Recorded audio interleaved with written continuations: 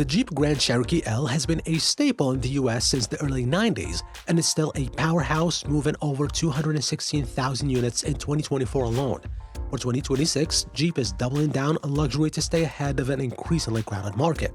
But not to be outdone, the Palisade is becoming a massive deal too. And for 2026, Hyundai isn't just trying to be good, they are trying to be better. We are talking a full redesign and way more refinement. So, are these updates enough to finally knock the legendary Grand Cherokee off its throne? Well, let's jump right in. The Jeep has always had their iconic look, but let's be real, these 2026 updates, they are very subtle. If you blink, you're gonna miss the new DRL signature. It dips down a bit now towards the middle, but the actual headlight shape hasn't moved an inch. They also tweaked the bumper, swapping out that old monoblock look for a body-colored piece that splits up the lower grille. It's a clean look, but don't expect anyone at the stoplight to notice the difference. From the side, it's basically a carryover. Now, it's not ugly, but compared to the bold lines of the new Palisade, it just feels generic. There is really nothing here to catch your eye, no sharp creases, no unique trim. It just lacks that special something to set it apart. Out back, the story stays the same. Tiny tweaks to the bumper and liftgate, those slim taillights are literally the only thing Jeep could come up with to make it stand out. And honestly, it's just not enough, especially if you compare it to the new Palisade. Those DRLs are the first thing you notice, but the real magic is in the details. The grille has this high-end repeating texture, and the headlights are tucked away so perfectly you barely see them. With all the silver trim dotted around, it's giving off serious luxury vibes. From the side, you can really see the new boxy DNA. The roofline is straighter, the angles are sharper, and those squared-off wheel arches really give it some muscle. Moving to the back, there is no way around it. This thing looks, again, just like a Range Rover, but from the last generation. You've got those same stacked LED taillights that mirror the front design, and a massive Hyundai logo with a Palisade wordmark dominating the liftgate. But the biggest change? The tailpipes. They are completely gone from the bumper now, tucked away for a much cleaner, more high-end look. At least for me, the new Palisade is certainly an upgrade over the previous model. But what do you think? Is the Jeep more your style? Let me know in the comments below.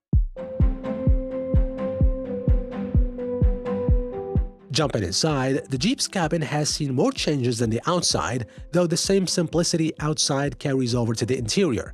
The Summit Reserve has fancy heated and ventilated seats with quilted Palermo leather for both front and rear passengers.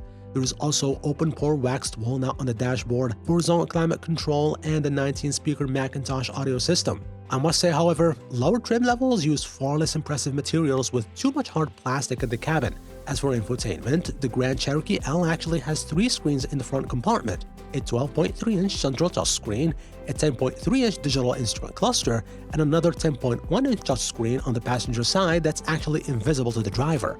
The operating system is brand new and is a big improvement over the old model with both Apple CarPlay and Android Auto, but it can be laggy sometimes, especially compared to the Hyundai's mature system. Moving over to the Palisade, the old model was definitely a nice place to be, but for 2026, they've gone for this minimalist luxury lounge feel, again, just like the exterior, and you'll notice these soft oval shapes just about everywhere. There is this gorgeous layer of premium material stretching across the dash, tied together by a flowing metal line that wraps right over the new screen setup. And speaking of screens, just like the Telluride, the old separate displays are gone, and in their place is this massive curved panoramic piece of glass housing dual 12.3-inch displays. It looks way more high-end, similar to what we've seen in the Tucson, but much more polished. The rest of the dash had to be reimagined too. You've now got these individual oval surrounds that almost look like high-end furniture. Even the center console got an upgrade. It's got this double-door design and a huge open tray underneath for all your extra gear. If you are looking at the SEL trim or higher, that panoramic display is standard. The digital gauges change their look depending on drive modes, and they even give you some pretty cool off-road data. The main infotainment is snappy with high resolution and finally supporting wireless Apple CarPlay and Android Auto across the board. Now, let's talk space. The Grand Cherokee L's wheelbase is 5 inches longer than that of the Palisade, with another 5 extra inches in overall length. But somehow it has worse space inside across the board against the Palisade. The front occupants have plenty of room length and height-wise, but the Hyundai gets a couple of extra inches in each. The second row is roomy but still trails behind the Palisade in both head and leg room, and same again goes for the third row, with it being good for kids and shorter journeys. As for cargo space, the Jeep offers a decent amount of space. Behind the third row, you get 17 cubes, fold them, and you get 47.7 cubes. Fold both rows down, and you get 85 cubic feet. But how does the Hyundai stack up? Well, the Palisade's dimensions are smaller than the Grand Cherokee L's in every aspect, yet it manages to squeeze a couple of inches of room across the board. Up front though, you won't notice a difference since there is plenty of room and the seats have great side support to keep you locked in. The second row, however, is definitely roomier with great comfortable seats, while the third row legroom grows to over 32 inches, making it more friendly for taller teens or even adults, especially compared to the Jeep. As for cargo, it's again a couple of cubes larger than the Grand Cherokee L. You get about 19 cubes behind the third row, but fold everything down and that opens up to a massive 88 cubic feet.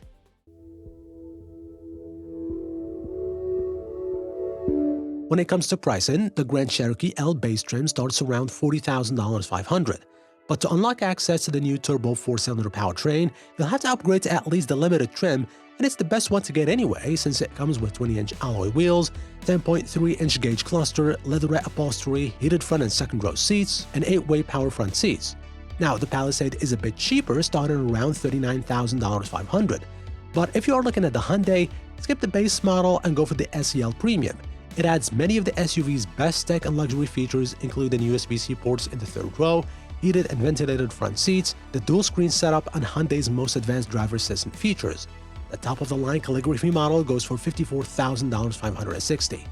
At least on the spec sheet and when it comes to price, the Palisade has got the win here.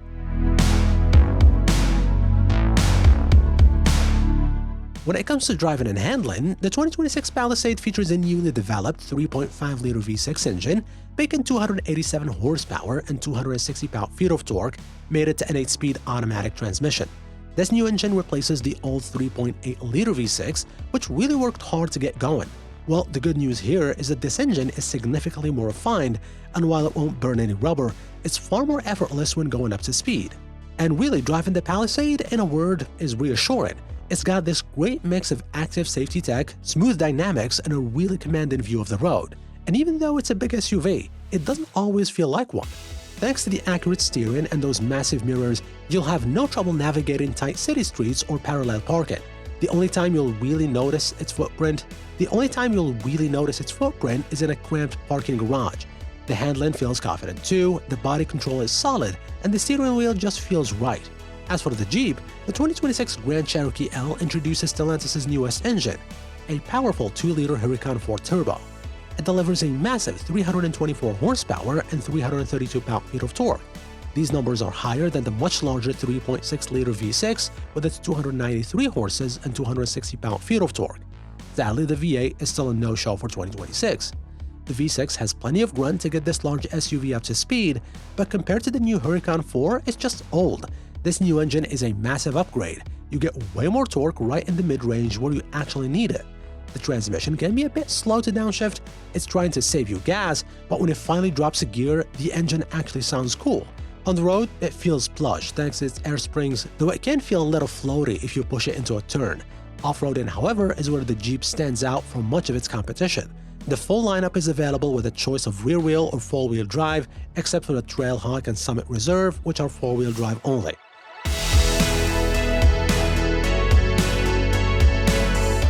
So, which one should you choose? Well, I think it's really simple. If you can look past the Palisade's controversial looks and don't do serious off-roading, then it's a really good buy, especially at low trim levels. But if you want something that can go off the beaten path, then the Grand Cherokee L is the one to get.